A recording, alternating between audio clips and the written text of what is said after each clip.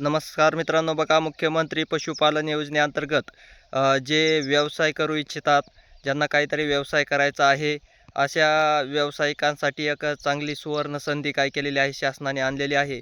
त्यासाठी तुम्ही गाई म्हैस पालनासाठी, त्यानंतर शेळी मेंढी पालन आणि कुक्कुटपालन यासाठी एक चांगली योजना आणली आहे. जवळपास 30 लाखापर्यंत कर्ज मंजुरी यामध्ये काय होते होते आणि 30 लाखापर्यंत कर्ज भेटतं. मग ज्यांचे व्यवसाय करू इच्छित आहेत अशा व्यक्तींनी काय करायचं आहे, याचा लाभ घ्यायचा आहे. बघा आता गाई म्हशीसाठी विचार केला तर जवळपास 11,35,000 काय केलं जातं, त्याला कर्ज भेटतं.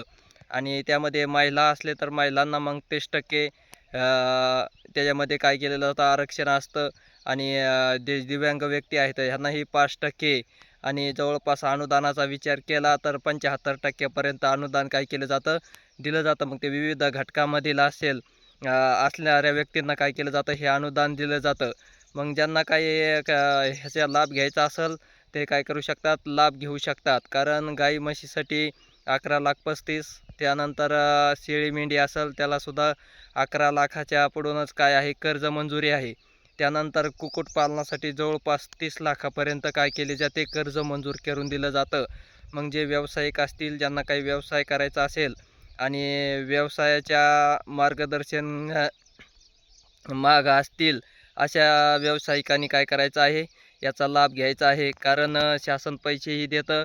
त्यानंतर फक्त आपण काय करायचं आहे, व्यवसाय करायचा आहे, शेड वगैरे बांधून व्यवसाय सुरू करायचा आहे, पशुपालन व्यवसाय.